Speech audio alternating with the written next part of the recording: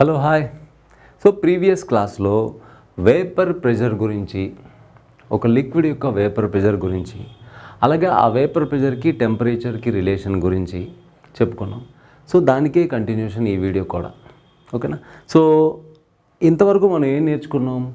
ప్రతి లిక్విడ్కి ఒక particular temperature దగ్గర ఒక వేపర్ ప్రెషర్ అనేది ఫిక్స్డ్గా ఉంటుంది, ఓకేనా. అది కాన్స్టెంట్. వేపర్ ప్రెషర్ వాల్యూ మారదు. వేపర్ ప్రెషర్ వాల్యూ ఆ లిక్విడ్కి ఆ టెంపరేచర్కి కాన్స్టెంట్, ఓకేనా. అదే టెంపరేచర్ దగ్గర రెండు వేరు లిక్విడ్స్ ఉన్నాయనుకోండి. ఫర్ సపోజ్ టీ కెల్విన్ అనే టెంపరేచర్ దగ్గర, అదే టెంపరేచర్ దగ్గర రెండు వేరు లిక్విడ్స్ ఉన్నాయనుకోండి. ఫర్ సపోజ్ లిక్విడ్ ఏ, దాని నుంచి వచ్చే వేపర్ ప్రెషర్ PA0, ఓకేనా. ఆ వాల్యూ x అనుకోండి. అండ్ అదే టెంపరేచర్ దగ్గర మరో లిక్విడ్ తీసుకోండి, లిక్విడ్ B, దాని నుంచి వస్తున్న వేపర్ ప్రెషర్ PB0, ఆ వాల్యూ y.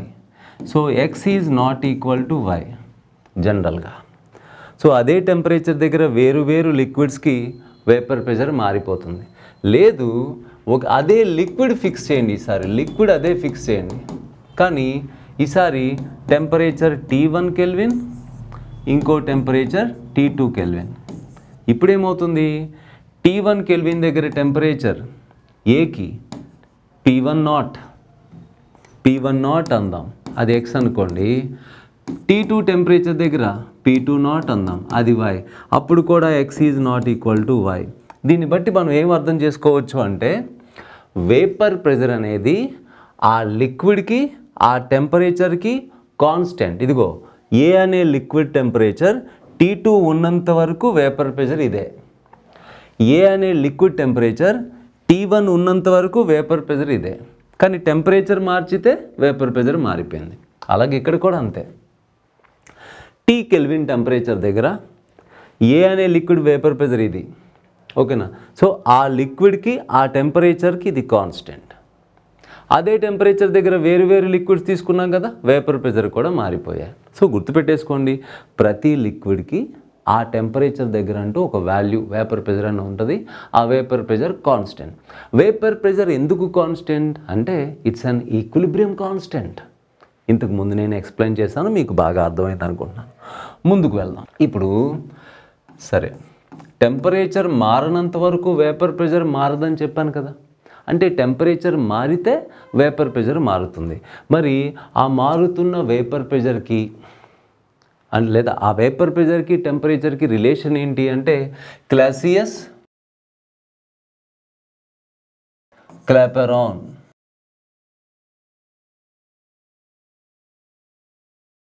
ఈక్వేషన్.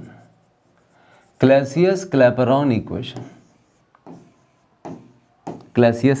ఈక్వేషన్ ఏంటి ఈక్వేషన్?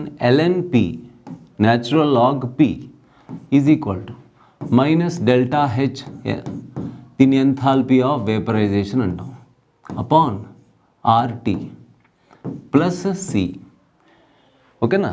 C ఇది Clausius Clapeyron equation. So T అనే టెంపరేచర్కి వేపర్ ప్రెషర్కి అది రిలేషన్. ఇప్పుడు టెంపరేచర్ T1 అన్నాను అనుకో, వేపర్ ప్రెషర్ P1, అలా ఒక ఈక్వేషన్. టెంపరేచర్ T2 అన్నాను అనుకో, వేపర్ ప్రెషర్ P2, అలా ఇంకో ఈక్వేషన్. అట్లా రెండు ఈక్వేషన్స్ వస్తాయి, కంపేర్ చేయొచ్చు కూడా. ముందు దీని మీద మనకి ఎలాంటి క్వశ్చన్స్ వచ్చే అవకాశం ఉన్నాయి అంటే, జనరల్గా ఏం చెప్పాను, y యాక్సిస్ తీసుకో, x యాక్సిస్ తీసుకో. x యాక్సిస్ మీద టెంపరేచర్ తీసుకో, y యాక్సిస్ మీద వేపర్ ప్రెషర్ తీసుకో. సో మనం జనరల్గా చెప్పుకున్న కాన్సెప్ట్ ఏంటి? టెంపరేచర్ పెరుగుతుండగా వేపర్ ప్రెషర్ పెరుగుతుందా, ఎక్స్పోనెన్షియల్లీ పెరుగుతుంది. ఇదిగో పెరుగుతుంది. టెంపరేచర్ ఇంక్రీజ్ అయ్యే కొద్దీ వేపర్ ప్రెషర్ ఇంక్రీజ్ అవుతుంది. అలాగే ఇదిగో ఇది ఈక్వేషన్ ఆఫ్ స్ట్రైట్ లైన్ కదా, y is equal to mx plus c, అవునా. y యాక్సిస్ పైన ఏం తీసుకుందాం, ln P. x యాక్సిస్ పైన ఏం తీసుకుందాం, ఇక్కడ ఏముంది, x యాక్సిస్ పైన ఇదిగో y is equal to mx. x అంటే ఇక్కడ 1/t కదా, x 1/t. So y is equal to mx plus c. So negative slope కదా, slope is negative. So slope value is equal to minus delta H upon R. ఓకేనా.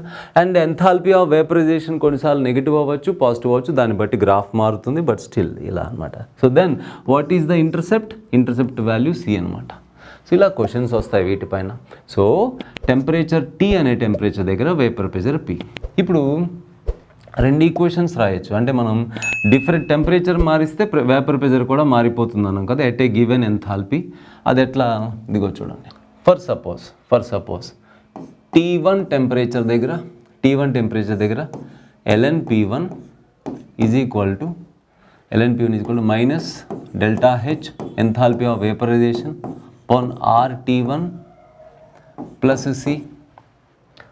అలాగే T2 temperature దగ్గర lnP2 is equal to minus delta H upon RT2 plus C. అవునా. రెండు ఈక్వేషన్స్ని compare చేసి మనం ఇలా ఒక relation lnP2 upon P1 is equal to delta H upon R into T2 minus T1 upon T1 into T2. మీరు ఇలా ఒక ఈక్వేషన్ దీన్ని కూడా క్లాపెరాన్ ఈక్వేషన్ అనే అనొచ్చు. ఇలాంటి ఈక్వేషనే మనం ఈక్విలిబ్రియం కాన్స్టెంట్ ఈక్విలిబ్రియం చాప్టర్లో చేసాం. అవునా. ఎందుకని ఈక్విలిబ్రియం కాన్స్టెంట్ టెంపరేచర్ మారినంత వరకు కేసీ కేపీ వాల్యూస్ మారవు అన్నాం కదా. టెంపరేచర్ T1 దగ్గర equilibrium constant K1, temperature T2 దగ్గర ఈక్విలిబ్రియం కాన్స్టెంట్ K2 T1.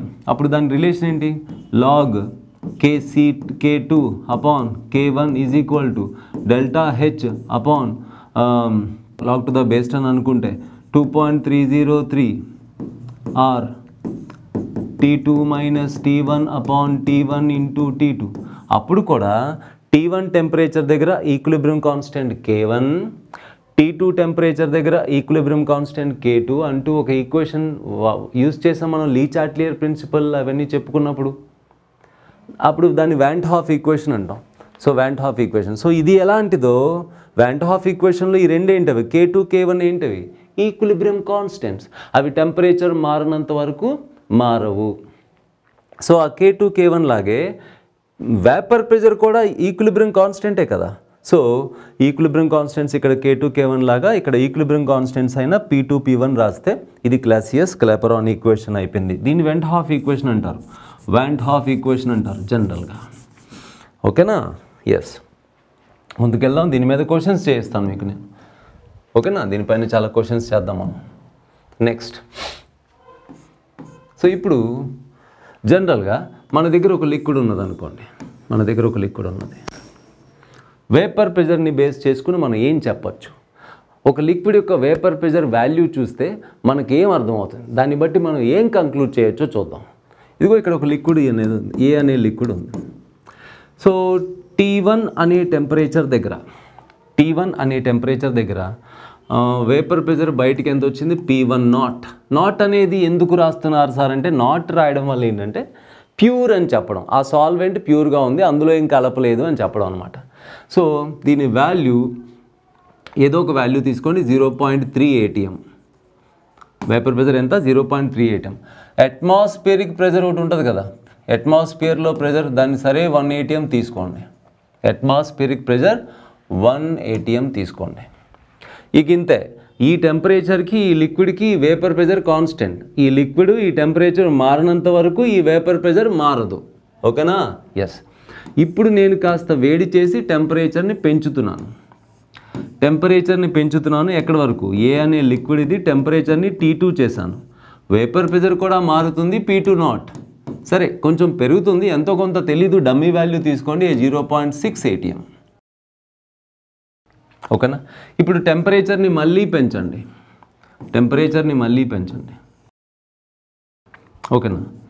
ఏ అనే లిక్విడ్, ఈసారి temperature T3 kelvin. Temperature kelvin స్కేల్లో రాస్తున్నాను. ఇప్పుడు వేపర్ ప్రెషర్ ఎంత, P3 not is equal to let us say 1 ATM. ఓకేనా. ఇప్పుడు అర్థం చేసుకున్నారా? ఈ T3 అనే టెంపరేచర్కి వచ్చేసరికి వేడి చేస్తూ లిక్విడ్ యొక్క టెంపరేచర్ T3కి వచ్చేసరికి T3 టెంపరేచర్ దగ్గర ఈ లిక్విడ్ నుంచి వచ్చిన వేపర్ ప్రెషరు అట్మాస్ఫిరిక్ ప్రెషర్కి సమానం అయిపోయింది. ఓకేనా? అందుకే ఈ టెంపరేచర్ని ఈ లిక్విడ్కి బాయిలింగ్ పాయింట్ అంటారు. బాయిలింగ్ పాయింట్ అంటే ఏంటి? ఏ టెంపరేచర్ దగ్గర అయితే లిక్విడ్ యొక్క వేపర్ ప్రెషరు అట్మాస్ఫిరిక్ ప్రెషర్కి సమానం అవుతుందో ఆ టెంపరేచర్ని ఆ లిక్విడ్కి బాయిలింగ్ పాయింట్ అంటారు. ఇంగ్లీష్లో చెప్తాను. The temperature at which vapour pressure of A liquid becomes equal to atmospheric pressure is called boiling point. ఆ టెంపరేచర్ని బాయిలింగ్ పాయింట్ అంటాం. ఓకేనా? ఇప్పుడు మీరే చెప్పండి. ఇప్పుడు బాయిలింగ్ పాయింట్ త్వరగా రావాలా, లేదా బాయిలింగ్ అంటే ఎక్కువ టెంపరేచర్ దగ్గర బాయిలింగ్ పాయింట్ రావాలా, తక్కువ టెంపరేచర్ దగ్గర బాయిలింగ్ పాయింట్ రావాలా, దేని మీద డిపెండ్ అవుతుంది? మీరే చెప్పండి. కొన్ని లిక్విడ్స్ ఈజీగా ఆవిరైపోతుంటాయి. ఫర్ ఎగ్జాంపుల్ వాటర్ కన్నా పెట్రోల్ చాలా తేలిగ్గా ఆవిరైపోతుంది, అంతేనా? అప్పుడు ఏ అనే లిక్విడ్ T1 టెంపరేచర్ దగ్గర దాని వేపర్ ప్రెషర్ ఎంత వచ్చింది? 0.3. ఇప్పుడు ఏ కన్నా మోర్ వాలటైల్ లిక్విడ్ ఒకటి తీసుకుంటాను. ఇప్పుడు బి అనే లిక్విడ్ తీసుకుంటాను. అప్పుడు ఇక్కడ వచ్చే వేపర్ ప్రెషర్ PB0 కదా. టెంపరేచర్ ఎంత? T1 కెల్విన్ దగ్గరే తీసుకుందాం. అవునా? T1 కెల్విన్ దగ్గర బి అనే లిక్విడ్ నుంచి వచ్చిన వేపర్ ప్రెషర్ ఎక్కువ ఉంటుందా తక్కువ ఉంటుందా? నేను చెప్పాలి. కండిషన్ ఏంటి? Volatility of B is greater than volatility of A అని మనం ఒక కండిషన్ తీసుకుందాం. అంటే ఏ అనే లిక్విడ్ కన్నా B అనే లిక్విడ్కి గ్యాసియస్ స్టేట్లోకి వెళ్ళిపోయే టెండెన్సీ చాలా ఎక్కువ ఉందన్నమాట. అప్పుడు అదే టెంపరేచర్ దగ్గర, అదే T1 కెల్విన్ దగ్గర ఏ నుంచి వచ్చే వేపర్ కన్నా బి నుంచి వచ్చే వేపర్ ఎక్కువ. కాబట్టి ఇక్కడ వేపర్ ప్రెషర్ 0.3 కన్నా ఎక్కువ ఉంటుంది. ఎంత ఉంటుందో మనకు తెలీదు, డమ్మీ వాల్యూస్. సరే 0.7 ఏదో తీసుకున్నాను.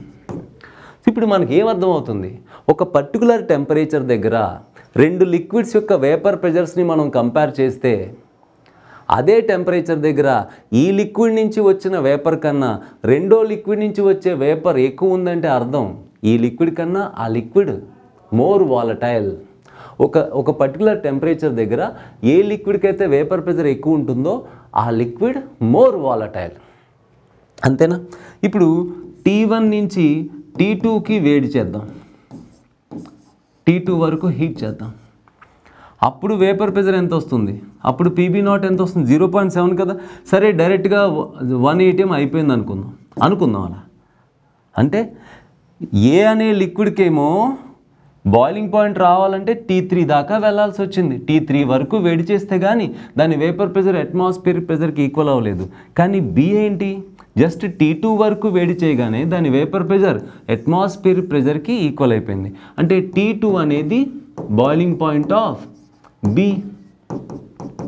T2 అనేది బాయిలింగ్ పాయింట్ ఆఫ్ B. అంటే ఇప్పుడు దీన్ని బట్టి మనం ఏం కంక్లూడ్ చేయొచ్చు అంటే, ఇదిగో ఏం కంక్లూడ్ చేయొచ్చు? More is the volatility,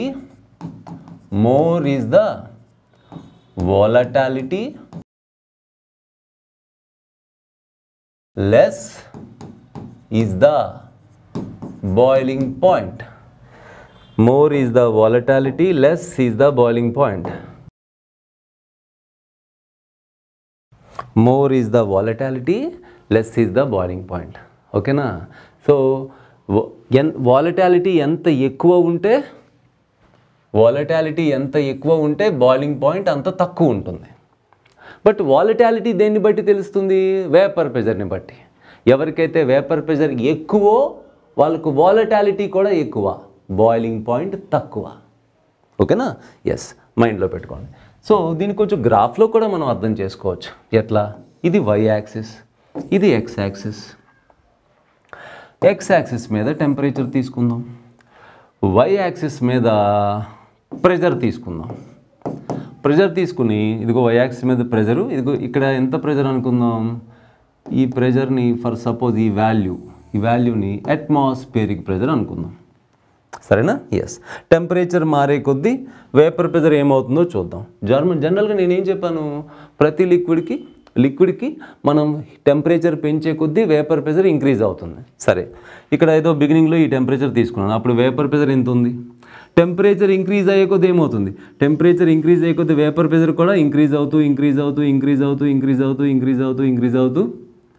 ఇదిగో ఏ టెంపరేచర్? ఈ టెంపరేచర్ దగ్గర ఏమైంది? ఈ లిక్విడ్ యొక్క వేపర్ ప్రెజర్ అనేది ఎగ్జాక్ట్గా దేనికి సమానం అయిపోయింది? అట్మాస్ఫియరిక్ ప్రెజర్కి సమానం అయిపోయింది అనమాట. సో కాబట్టి ఈ టెంపరేచర్ ఏమంటాం? టీబీ అంటాం. టీబీ అంటే నా ఉద్దేశం బాయిలింగ్ పాయింట్ అని. ఓకేనా? ఇప్పుడు ఇంకో లిక్విడ్ తీసుకుందాం.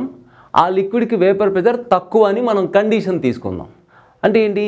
అట్ ఎనీ టెంపరేచర్ ఈ వేపర్ ప్రెజర్ కన్నా ఆ వేపర్ ప్రెజర్ తక్కువే ఉంటుంది. ఎగ్జాంపుల్ చెప్తాను. Volatility of A greater than volatility of B. ఇప్పుడు ఈ గ్రాఫ్ ఎవరిది? ఏ కోసం. ఇప్పుడు నేను బికి గ్రాఫ్ గీస్తాను.